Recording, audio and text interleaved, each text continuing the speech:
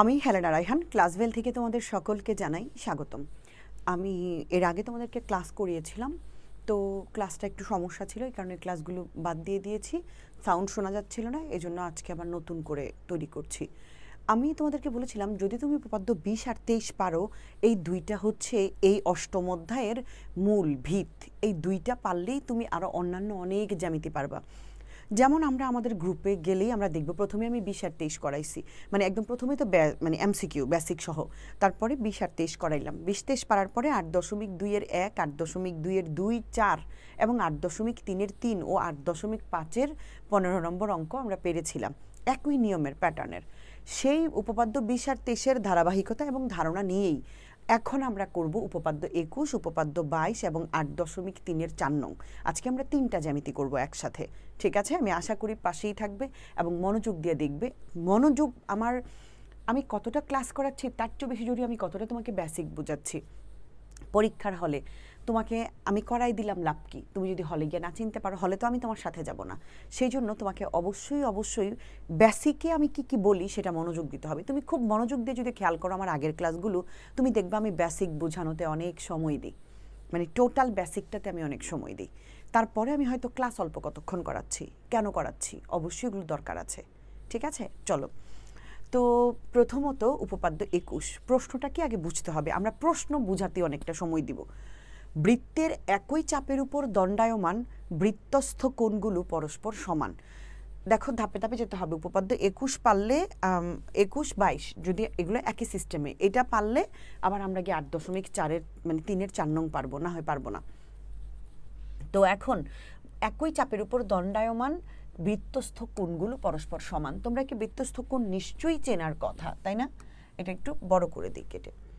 আচ্ছা, এই হচ্ছে একটা বৃত্ত যার একটা কেন্দ্র আছে। বৃত্তের কেন্দ্রে গিয়ে একই চাপ কাকে বলে যদি আমি তোমাকে চাপ বুঝাই। এখন চাপ হচ্ছে এই বৃত্তের মধ্যে আমি যতগুলো বিন্দু নিব, হ্যাঁ, ধরো আমি এই একটা নীল, এই একটা দুটা বিন্দু নিলাম।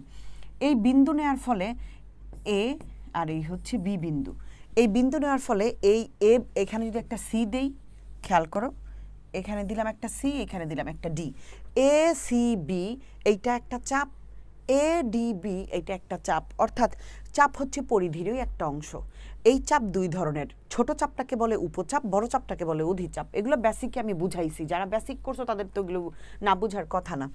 তো এ সি বি এই উপচাপটা, এটাকে বলে উপচাপ, মানে এই চাপের উপর দণ্ডায়মান, মানে এই এ বিন্দু আর বি বিন্দুর বাহিরে যেতে পারবে না। তাহলে আর এটা হচ্ছে কেন্দ্র। এই কেন্দ্রে গিয়ে যদি কোনো কোণ এই দুইটা চাপ থেকে, এই বিন্দু থেকে গিয়ে কেন্দ্রে কোনো কোণ উৎপন্ন হয়, তখন তাকে বলে কেন্দ্রস্থ কোণ। আর একই চাপ থেকে, এই একই জায়গা থেকে যদি বৃত্তে গিয়ে কোনো কোণ উৎপন্ন হয়, তাকে বলে বৃত্তস্থ কোণ। তাইলে এখন এটা বলছে এই একটা চাপের উপর বৃত্তস্থ কোণ একটা না, যদি আরও অনেকগুলো থাকে, এই যেমন এই বিন্দু কিন্তু ঠিক আছে, শুধু তারা হেলে দুলে গেছে। আবার যদি এই দিকে যায়, কিন্তু এ আর বি বিন্দু কিন্তু ঠিক আছে। তাহলে এই যে ই, এই যে এফ, অর্থাৎ A E B, A D B, A F B, এই প্রত্যেকটা বৃত্তস্থ কোণ পরস্পর সমান। এটা প্রশ্নে মানে এটা একটা সূত্র বলতে পারো, এই সূত্রটাকে আমরা প্রুফ করব। আমি কি বুঝাইতে পারছি? তাহলে বৃত্তে উৎপন্ন হইলে বৃত্তস্থ কোণ, কেন্দ্রে গিয়ে উৎপন্ন হইলে কেন্দ্রস্থ কোণ। আর আমরা যেই কোনো অঙ্ক করলে, জ্যামিতি করতে গেলে বৃত্তস্থ কোণ থাকলে কেন্দ্রস্থ কোণ নিয়ে কাজ করব, কেন্দ্রস্থ থাকলে বৃত্তস্থ লাগবেই। মানে এগুলো একটা আরেকটার মানে বলতে পারো পরিপূরক, মানে একটাকে ছাড়া আরেকটা চলবে না, এরকম আর কি। তো চলো, আমি বেসিকটা বুঝাইছি, এখন তোমাকে মূল কাজটা করাবো, ঠিক আছে? অর্থাৎ আমাকে বলেছে বৃত্তে, দেখো যদি চিত্র আঁকা থাকে ভালো কথা, চিত্র তো আঁকা রইলই। আর এখন যেহেতু এটা উদ্দীপক, নর্মালি বলা আছে বৃত্তস্থ কোণগুলো, অর্থাৎ বলা নাই কিন্তু বৃত্তস্থ কোণের কথা বলা আছে ওখানে। তাহলে বৃত্তস্থ কোণের কথা কখনো আঁকা থাকতেও পারে, কখনো নাও থাকতে পারে। না থাকলে আমি নিজে আঁকা নিব। এই প্রশ্নটা সাধারণত তোমাদের তো এখন সংক্ষিপ্ত প্রশ্ন আছে, সংক্ষিপ্তের মধ্যে আসবে এবং কয়ে আসার সম্ভাবনা, আর এমসিকিউর জন্য এগুলো গুরুত্বপূর্ণ। অর্থাৎ এই অঙ্ক তুমি করলে এগুলা সংক্ষিপ্ত এবং কয়ের জন্য এই ২১ আর ২২ এই দুইটা অঙ্ক, ঠিক আছে? মানে দুইটা জ্যামিতি মনে থাকবে। তাহলে এখন আমরা ধরে নিচ্ছি যেহেতু আমাদের কাছে কোনো উদ্দীপক নাই, সো আমি ধরে নিচ্ছি ও কেন্দ্র বিশিষ্ট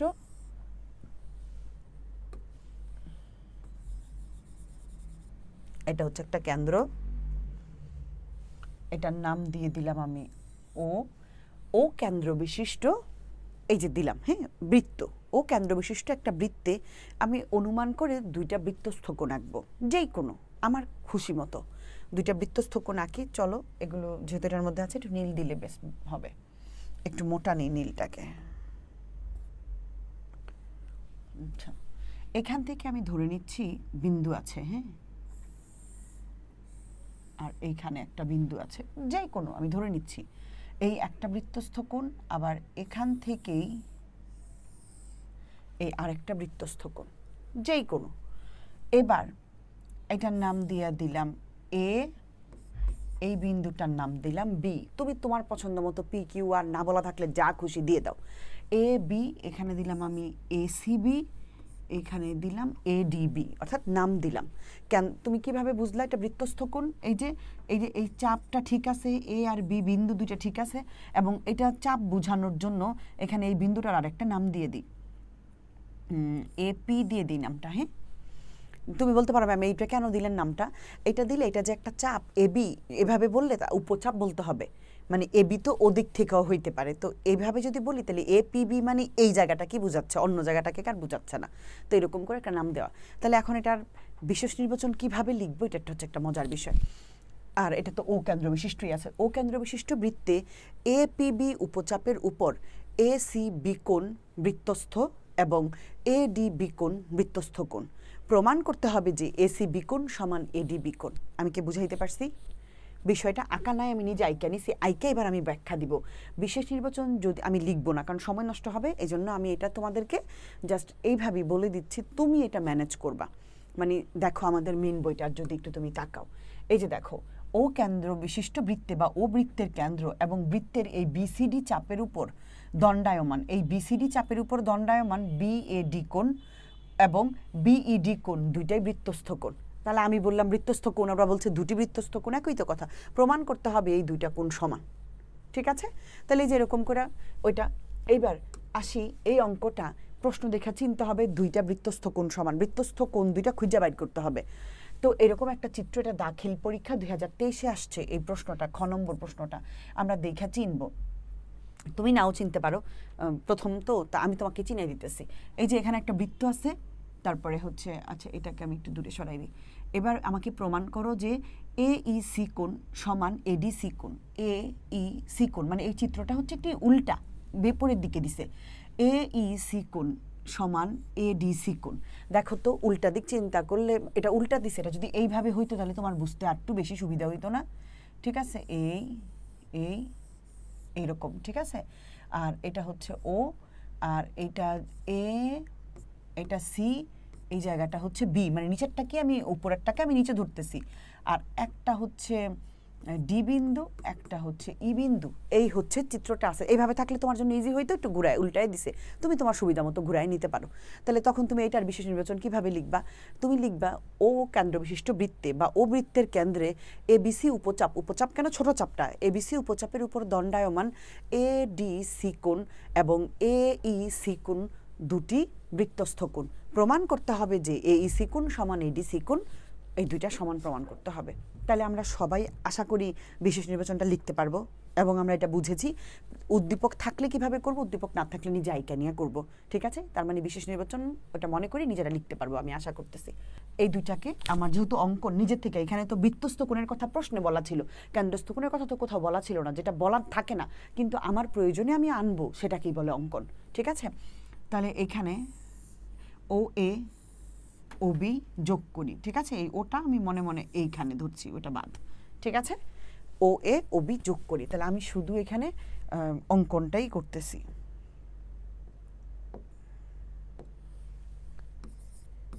আমি আর বিশেষ নির্বাচন লিখি না, এটা তোমরা লিখবা। শোনো, বিশেষ নির্বাচন লিখবা আগে, তারপরে হচ্ছে অঙ্কন। অঙ্কন অবশ্যই পেন্সিল দিয়ে করবা, কলম দিয়ে করলে অঙ্কন কেটে দিবে, ঠিক আছে? পেন্সিল দিয়ে একটু স্পষ্ট করে করবা, এবং এইটাকে চিত্রটাকে অবহেলা করবা না, ওরে একদম কোণার মধ্যে ফালায় রাখবা না, ওরে যথেষ্ট স্পেস দিবা এবং বড় করে সুন্দর করে মানে উপস্থাপন করবা। আর মুখস্থ যদি জীবনও করছো জ্যামিতি, তাইলে ক্লাস বেলের স্টুডেন্ট তুমি না, এটা মনে রাখো, কারণ চিত্রটাই তোমাকে হেল্প করবে 100% তোমাকে জ্যামিতিটা বোঝার জন্য। সো জ্যামিতিকেই স্পেস দিবা এবং বিশেষ নির্বাচনের নিচেই চিত্র আঁকবা, তার নিচে অঙ্কন আঁকবা, অঙ্কন মানে লিখবা, ঠিক আছে? তা আমি অঙ্কন এখানে লিখতেছি, তার মানে এর আগে বিশেষ নির্বাচন আর চিত্র আছে, আমি বিশেষ নির্বাচন মুখে বলে দিছি, এই জন্য আর লিখিনি। তাহলে অঙ্কন হচ্ছে আমরা কি করলাম, ও এ ও বি, এখানে যদি পি কিউ থাকে, ও পি ও কিউ যা থাকবে তুমি তাই যোগ করবা, এমন না যে এ বি থাকবে, বিন্দু কিন্তু চেঞ্জ হবে, তুমি যদি বেসিক না বুঝো বিন্দু চেঞ্জ হলে কিন্তু তুমি আর পারবা না, ঠিক আছে? তাহলে ও এ ও বি যোগ করি, ব্যাস অঙ্কন শেষ। এবার হচ্ছে আমার প্রমাণ, ভালো কথা, প্রমাণের মধ্যে আমার একটু নিচে লিখলে জায়গা হয়ে যাবে, এই জন্য আমি ধাপ 1 পাশেই লিখলাম, তোমরা প্রমাণের নিচে ধাপ 1 লিখবা। ধাপ 1 কেন আমি এবার বলি, শোনো। ধাপ 1-এ আমরা উপপাদ্য 20-এ জানি একই চাপের উপর দণ্ডায়মান কেন্দ্রস্থ কোণ বৃত্তস্থ কোণের 2 গুণ, এটা আমরা জানি না? উপপাদ্য 20 যারা করেছো তারা তো এটা জানো। তাহলে এই এপিবি চাপের উপর দণ্ডায়মান এ ও বি কোণ কেন্দ্রস্থ কোণ সমান 2AC/B কোণ একবার। এখানে তো এই কেন্দ্রস্থ কোণটা এই বৃত্তস্থ কোণের জন্য এটা কেন্দ্রস্থ, ওই বৃত্তস্থর জন্য এটা কেন্দ্রস্থ, কেন্দ্রস্থ তো একটাই কিন্তু বৃত্তস্থ 2টা।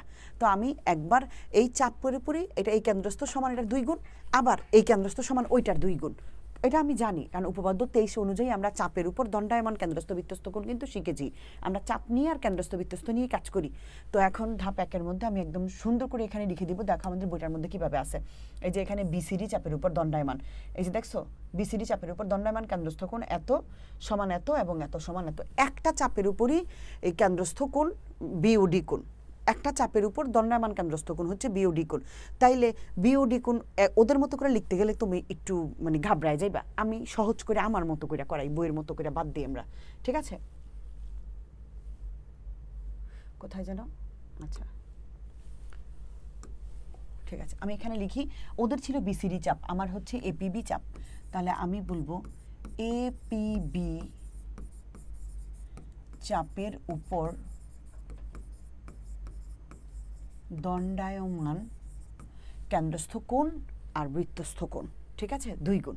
এই যে এপিবি চাপের উপর দণ্ডায়মান কেন্দ্রস্থ কোণটার নাম কি, এই যে কালো রঙের কোণটা এ ও বি কোণ, তাহলে এ ও বি কোণ, কোণ এই যে এরকম চিহ্ন, যে কোণ তাকে মাঝে রাখবো, ইকুয়াল, তুমি ওইটাও নিতে পারো, এটাও নিতে পারো, এটা প্রথমে আছে এটাই আগে নিলাম, 2AC/B কোণ, ঠিক আছে? এইখানে লিখবো আমরা, কেন লিখলাম এখানে কিন্তু, তুমি যে 2 আনলা কই থেকে আনলা, উপপাদ্য 20-এর সূত্র লিখে দিবা।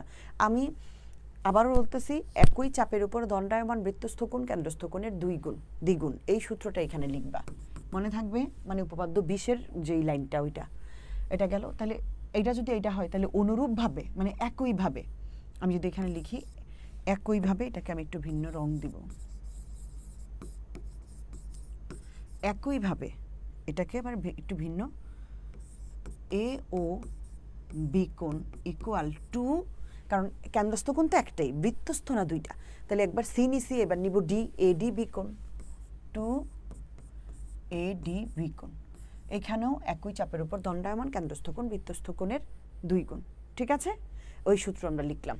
তাইলে এইবার আমার সুবিধার জন্য এটাকে মানে এটা নিচে লিখবা তুমি, আমার অঙ্ক করার সুবিধার্থে আমি এটাকে দিব 1 নং সমীকরণ, আমার সুবিধার্থে এটাকে দিব আমি 2 নং সমীকরণ। কেন? এই যে এখন এটা ধাপ 1 চলে গেল, এবার আমি ধাপ 2-এ যাব।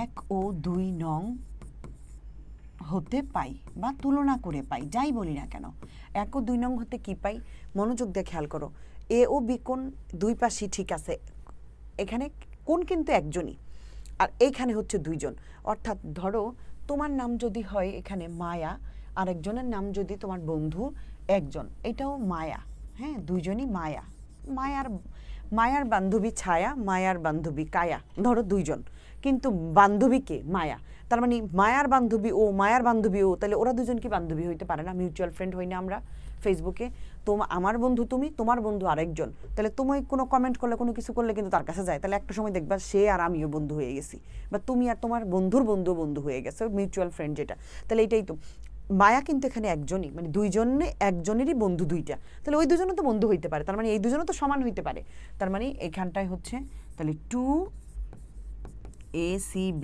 কোণ সমান 2AD/B কোণ, উভয় পাশ থেকে 2কে আমি ব্যানিশ করতে পারি বা বাদ দিতে পারি, অতএব তাহলে AC একরকম যদি মিলে যায় তাহলে এদেরকে বাদ দিতে পারি, এসিবি কোণ সমান এডিবি কোণ, প্রমাণিত। আমার আর কিছুই দরকার নাই, এর চেয়ে সহজ আর কিছুই হতে পারে না।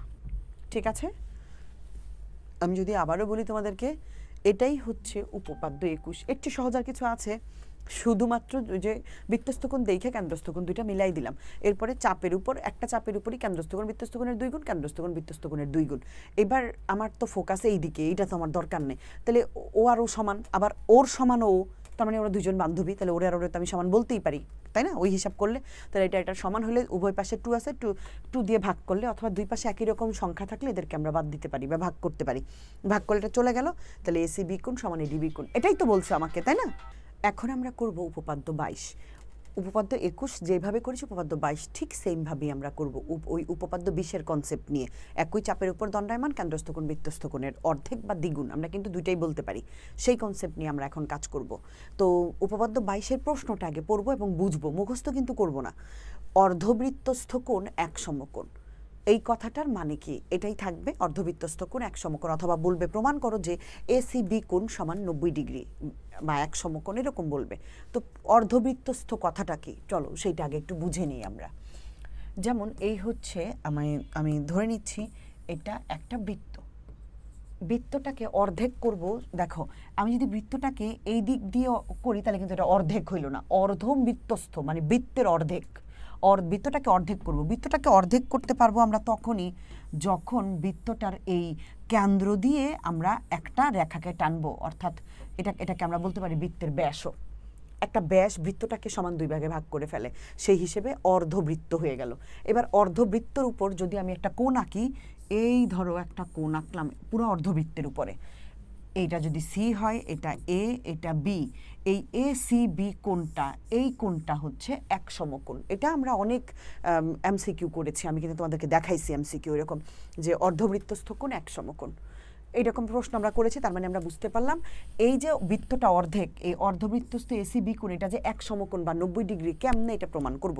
সূত্র দিয়ে তো অনেক এমসিকিউ করছি, কিন্তু এইটাই যদি আসে, এটা সাধারণত সংক্ষিপ্ত প্রশ্ন হিসেবে। তোমাদের সংক্ষিপ্ত প্রশ্ন নতুন যোগ হয়েছে না, 15টা প্রশ্ন, 10টা দিতে হবে, ওর মধ্যে এটা আসার সম্ভাবনা আছে, অনেকগুলি আছে, তার মানে এই অষ্টমধ্যে থেকে এটা একটা। ঠিক আছে, তো চলো এখন আমরা এটাই করব। আমরা কনসেপ্ট বুঝেছি, অর্ধবৃত্তস্থ কোণ এক সমকোণ, এসিবি কোণ এক সমকোণ, পি কিউ থাকলে যদি আর থাকে পি আর কিউ কোণ এক সমকোণ বা 90 ডিগ্রি, 90 ডিগ্রি বা এক সমকোণ একই কথা। প্রশ্ন বুঝেছি, আশা করি বুঝেছি। এবার আমরা করব হচ্ছে আমাদের প্রশ্ন সমাধান। তাহলে যেহেতু আমাদের কাছে কোনো চিত্র আঁকা নাই, অর্ধবৃত্তস্থ কোণ এক সমকোণ, সেই ক্ষেত্রে আমি নিজে একটা চিত্র, অর্ধবৃত্তটাকে অর্ধেক এবং অর্ধবৃত্তস্থ একটা কোণও আমি আঁকবো। এখানে তেমন কিছু নেই, প্রশ্নে যা বলা আছে তাই। তাহলে অর্ধবৃত্ত হওয়ার জন্য একটা ব্যাস আমি নিব যে কোনো, তাহলে ও কেন্দ্র বিশিষ্ট বৃত্তে এবি একটি ব্যাস আমরা মনে করে নিচ্ছি, এই ব্যাসটাই বৃত্তটাকে অর্ধবৃত্ত করে দিয়েছে। এবং এখান থেকে আমি একটা কোণ আমার মন মতো এদিকে যেদিকে হোক, মানে এই এ আর বি বিন্দু ঠিক রেখে আমি একটা কোণ আঁকবো। তো এই হচ্ছে এসিবি কোণ। এইটুকু প্রশ্ন আমি কিন্তু অঙ্কন করি নেই, এটা প্রশ্নে বলা ছিল। কেমনে বুঝলাম?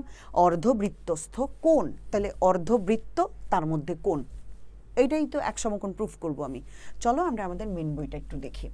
এই যে বলেছে, মনে করি ও কেন্দ্র বিশিষ্ট বৃত্তে এবি একটি ব্যাস এবং এসিবি কোণ একটি অর্ধবৃত্তস্থ কোণ। প্রমাণ করতে হবে যে এসিবি কোণ ইকুয়াল এক সমকোণ, এটাই আমাকে প্রমাণ করতে হবে।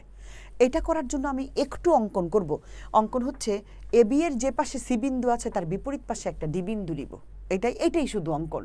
এখন তুমি বলতে পারো ম্যাম কেন শুধু এই ডি বিন্দুটাই নিতে হবে, কেন এটাই নিব কেন? তুমি এফ পি যে কোনো বিন্দু নাও, এটা নিলে হবে কি বাবা, যখন আমি এবি বলবো, এবি বললে কিন্তু এটা কিন্তু অর্ধেক অর্ধেক, তাহলে এখন আমি এটার কি নাম দিব? এবি বললে এটাও বুঝাবে ওটা কিন্তু সি একটা কোণ, হ্যাঁ, ওটা কিন্তু ওটা ওই এসিবি কোনো ব্যাস না, ওটা কিন্তু ব্যাস হবে না, হ্যাঁ ওটা। তাহলে এবি বললে এই পাশও বুঝাইতে পারে, ওই পাশও বুঝাইতে পারে। তাহলে এখন আমি কোন পাশ বলবো? কারণ অর্ধবৃত্ত মানে দুই পাশই তো সমান সমান, ছোট বড়ও তো নাই, উপচাপও বলতে পারছি না। তাহলে এখন আমি কি করবো? এই জন্য এখানে একটা বিন্দু নিব। তাহলে এডিবি বললে সহজেই বুঝতে পারবা, নিচের দিকের চাপটাকে আমি বুঝাচ্ছি, জাস্ট এই জন্যই। তুমি ডি এর জায়গায় পি কিউ যে কোনো কিছু নিতে পারো। ওকে, চলো তাহলে ওরা যেভাবে নিয়েছে আমরা ঠিক সেইভাবেই আমরা প্রশ্নটা কি লিখবো? মনে করি কেন্দ্র বিশিষ্ট বৃত্তে এবি একটা ব্যাস, তোমার পি কিউ থাকলে পি কিউ একটা ব্যাস, এক্স ওয়াই একটা ব্যাস হবে, তারপরে এসিবি কোণ একটি অর্ধবৃত্তস্থ কোণ। চলো আমরা ওই দিকে যাই। তাহলে এখন আমি কি বলবো? মনে করি এবি একটি ব্যাস, ও কেন্দ্র বিশিষ্ট বৃত্তে এবি একটি ব্যাস এবং এসিবি কোণ একটি অর্ধবৃত্তস্থ কোণ। প্রমাণ করতে হবে যে এসি বি কোণ ইকুয়াল এক সমকোণ, এটাই তো প্রুফ করতে হবে আমাকে। চলো তো লিখে দিলাম। এবার অঙ্কনটা শুধু হচ্ছে এখানে জাস্ট ছোট্ট করে একটা অঙ্কন। আচ্ছা, আমরা কি লিখলাম এখানে অঙ্কনে? এ বি এর যে পাশে সি বিন্দু আছে তার বিপরীত পাশে একটা ডি বিন্দু নিলাম, এটুকুই অঙ্কন। কেন? কারণ অঙ্কনটাতে আমার সুবিধা হবে, আমি এই চাপটাকে স্পেসিফিক বর্ণনা করতে পারবো। তো এখন আমি বলবো এ ডি বি চাপের উপর, যদি আমি এ ডি না লিখতাম তাহলে এ বি বললে এইটা না ওইটা, কোন চাপ বোঝা যাচ্ছিল না। তাহলে এ ডি বি চাপের উপর দণ্ডায়মান, এখানেও আমি বৃত্তস্থ কোণ কেন্দ্রস্থ কোণ, আমরা জানি কেন্দ্রস্থ কোণ বৃত্তস্থ কোণের 2 গুণ, আবার বৃত্তস্থ কোণ কেন্দ্রস্থ কোণের অর্ধেক, আমরা দুইটাই বলতে পারি। ঠিক আছে, আমার প্রয়োজন হইলে, এখন আমার কাকে দরকার, প্রশ্ন এখানে খুব গুরুত্বপূর্ণ বিষয়। আমার যাকে দরকার সে কিন্তু কেন্দ্রস্থ কোণ নয়, সে হচ্ছে এসি বি কোণ, কারণ প্রশ্নই বলা আছে এসি বি কোণ ইকুয়াল এক সমকোণ, প্রুফ করতে হবে আমাকে। তাহলে আমি এসি বিটাকে, বৃত্তস্থটাকে আগে রাখবো, কেন্দ্রস্থটাকে পরে রাখবো। সেই হিসেব করলে বৃত্তস্থ কোণ আগে থাকলে তাহলে বৃত্তস্থ কোণ কেন্দ্রস্থ কোণের অর্ধেক, উল্টা। আর আগে যদি কেন্দ্রস্থ বলি, কেন্দ্রস্থ কোণ বৃত্তস্থ কোণের 2 গুণ। ঠিক আছে, তাহলে এডিবি চাপের উপর বৃত্তস্থ কোণ, তাহলে এটার নাম হচ্ছে বৃত্তস্থ। চলো আমরা একটু বৃত্তস্থ লিখি। এডিবি চাপের উপর দণ্ডায়মান, ঠিক আছে, দণ্ডায়মান বৃত্তস্থ কোণ A C B equal A O B কোণ হচ্ছে কেন্দ্রস্থ। তাহলে আমি লিখব এখানে বৃত্তস্থ কোণ কেন্দ্রস্থ কোণের অর্ধেক, তাহলে হাফ কেন্দ্রস্থ কোণের অর্ধেক, কেন্দ্রস্থর নাম কি? এ ও বি। তাহলে আমি লিখতে পারি হাফ এ ও বি। তোমার কাছে মনে হতে পারে এ ও বি, আমরা নর্মালি কিন্তু এরকম কোণ দেখে অভ্যস্ত, তাই না? এরকম কোণ দেখে অভ্যস্ত, তাই না? এই যে এরকম, কিন্তু এরকম সোজাও কিন্তু কোণ হতে পারে কেন্দ্র, কারণ এটাও একটা কোণ, হোক না এটা মানে একদম লেভেল, কিন্তু এটাও একটা কোণ। তবে এই কোণের একটা বিশেষত্ব হচ্ছে এটা হচ্ছে একটা সরল কোণ। হ্যাঁ, এটা কেন্দ্রস্থ প্লাস সরল কোণ, দুইটা বৈশিষ্ট্যটার মধ্যে আছে, যেন এটা বলতে হবে। যারা উপপাদ্য টেস্ট করেছো তারা বলতে পারবা কেন্দ্রস্থ, প্রবৃদ্ধ কেন্দ্রস্থ, কথাটা মনে আছে? প্রবৃদ্ধ কেন্দ্রস্থ, কেন্দ্রস্থ কিন্তু ভেতরের একটা, ওইটা একটা। তাহলে এখন আমি কোন কেন্দ্রস্থ নিব, ভেতরটা না বাহিরেরটা? বাহিরেরটা যেহেতু নিয়েছি উপরেরটা, সেজন্য বলেছিলাম প্রবৃদ্ধ কেন্দ্রস্থ। এখানে আমি সেম কাজটাই করব। তাহলে এটা লেখার জন্য এই কোনটার আগে কথাটা লিখতে হয়, কোনটার পরে লিখতে হয় না। ঠিক আছে, তাহলে এই জন্য আমি ইচ্ছে করে লিখেছি, আবার মুছে তোমাকে দেখাই দিব সেই জন্য। তাহলে এখানে লিখবো আমি কেন্দ্রস্থ, হাফ কেন্দ্রস্থ, এখানে একটু ব্রেকেট দিয়ে লিখবো সরল কোণ। কি কোণ? সরল কোণ। সরল কোণ মানে 180 ডিগ্রি। এইবার আমি এখানে কোণটার নাম লিখে দিব এ ও বি কোণ। এই যে কেন্দ্রস্থ সরল কোণ এ ও বি কোণ, ঠিক আছে? ওই যে সরল কোণটাই তো এ ও বি কোণটার নাম সরল কোণ। এই তোমরা কি বুঝতে অসুবিধা হচ্ছে? নর্মালি লিখলে কিন্তু যদি এটা এরকম না হইয়া যদি এটা একটু এরকম থাকতো তাহলে নর্মালি লিখে দিতাম যে এ ও বি কোণ, কিন্তু যেহেতু এটা সোজা, এই জন্য এটার নাম যে একটা সরল কোণ আছে, এই জন্য এটা লিখলাম। এই যে দেখো, আমরা যদি এটার দিকে একটু তাকাই, এই যে হাফ কেন্দ্রস্থ সরল কোণ এ ও বি কোণ। এখন এটা কি লিখলাম? ওই যে উপপাদ্য 20-এর, এটা যে লেখছো তুমি, কেমনে লেখছো? একই চাপের উপর দণ্ডায়মান বৃত্তস্থ কোণ কেন্দ্রস্থ কোণের অর্ধেক, উল্টা। এখন আর 2 গুণ লিখলে হবে না, এখন কিন্তু আমি উল্টা সূত্র লিখেছি, তাহলে এটা লিখতে হবে। ঠিক আছে, এইখানে আমরা তো এটা বাস উপপাদ্য 20 তো লিখে দিলাম, কিন্তু এখানে একটা কথা আছে, এই যে এ ও বি কোণ তো সরল কোণ, তাহলে আমি লিখবো কিন্তু এখানে একটা কথা আছে, সরল কোণ এ ও বি কোণ, মানে এই যে সরল এ ও বি কোণ, এটা সমান কিন্তু বাবা 2 সমকোণ, মানে 180 ডিগ্রি বা 2 সমকোণ। ঠিক আছে, এখন প্রশ্ন হতে পারে ম্যাম 180 লিখলেন না কেন, 2 সমকোণ কেন লিখলেন? 180 যেই কথা 2 সমকোণ সেই কথা। প্রশ্ন যদি আমাকে বলতো এসি মানে ওই যে কোণটা এসি বি কোণ সমান 90 ডিগ্রি, তাইলে আমি সংখ্যাই আনতাম 180। যেহেতু এক সমকোণ বাংলায় বলছে, এই জন্য আমি 2 সমকোণ লিখলে আমার 1 সমকোণ থাকবে। বাংলা বললে বাংলা, অঙ্ক বললে অঙ্ক, যেটা বলবে সেটাই দিতাম আমি। ঠিক আছে, তাহলে সরল কোণ এ ও বি কোণ, এই যে এ ও বি কোণ আমি হাফ নেই, শুধু এ ও বি কোণটা, এটা কিন্তু এটা সরল কোণ মানে 180 ডিগ্রি বা সরল কোণ মানে 2 সমকোণ, এটা বুঝাইলাম। এখন আমি যদি বাবা এ ও বি কোণের সাথে, মনোযোগ দিয়ে খেয়াল করো, উভয় পাশে একটা হাফ গুণ দেই, প্রশ্ন হতে পারে ম্যাম কেন হাফ দিবেন? তুমি ভালো করে বুঝো কেন হাফ দিবেন। হাফ দিলে তো বাবা এই যে হাফ এ ও বি কোণ হাফ দিলে মিলবে, 2 দিলে কি এ ও বি এর সাথে মিলবে? উপরে তো হাফ এ ও বি আছে, তাহলে হাফ এ ও বি এর পরিবর্তে আমি এ সি বি লিখতে পারবো, তাইলে আমার এ সি বি চলে আসবে। বুঝতে পারছো? উপরে যা থাকবে তাই লিখতে হবে, এখানে 3-4 দিয়ে দিলে তো হবে না, বা 2 দিলে হবে না, এখানে হাফ আছে, তাহলে হাফ দিলে তো এক পাশে দিতে পারবো না, দিলে উভয় পাশে দিতে হবে আমাকে। তাহলে এ ও বি কোণ এটা মিল করার জন্য আমি যদি এটার সাথে একটা হাফ গুণ দিই, ঠিক আছে, বোঝানোর জন্য হাফ এ ও বি কোণ সমান, এখানে দিলাম আবারও হাফ 2 সমকোণ। তোমরা কি বুঝছো এটা? একটু দেখো তো। কেন? এখানে লিখে দেবো হাফ দ্বারা গুণ করে। এটা আমি বইয়ের মতো করি না, এটা আমার মতো, আমি সহজে তোমাদেরকে বোঝানোর জন্য এটা আমি করছি। এই এ ও বি এর সাথে আমি একটা হাফ দিছি, আবার এই 2 সমকোণের সাথে আমি একটা হাফ দিয়েছি। কেন? কারণ ওই যে উপরে হাফ আছে। এইবার যদি তোমাকে একটু একটা ম্যাজিক দেখাই, চলো দেখো, এই হাফ এ ও বি কোণ, কেন্দ্রস্থ সরল কোণ, এটা কোনো ব্যাপার না। হাফ এ ও বি কোণ এইটার সমান কি? বৃত্তস্থ এসি বি কোণ। বৃত্তস্থ দরকার নাই, এসি বি লিখলেই তো হয়। এটা কিন্তু এখান থেকে কিন্তু আমার 2 2 চলে গেল, তাহলে আমার কাছে কে থাকলো? শুধু এক সমকোণ। অঙ্কটা কি কঠিন লেগেছে বাবা? প্রমাণিত। এটাই তো বলেছে এসিবি কোণ সমান এক সমকোণ প্রমাণ করো। প্রমাণিত। আর যদি বলতো আমাকে যে এক সমকোণ না 90 ডিগ্রি, তাহলে এখানে 102 সমকোণের জায়গায় 180 লিখতাম। 180 রে 2 দিয়ে কাটাকাটি করলে 90 ডিগ্রি থাকতো, 90 ডিগ্রি হইতো প্রমাণ। ঠিক আছে?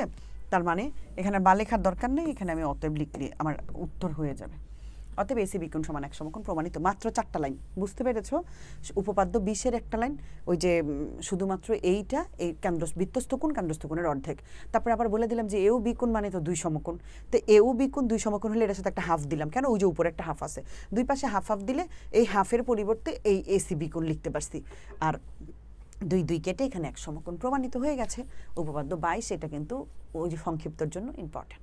আশা করি বোঝাইতে পারছি।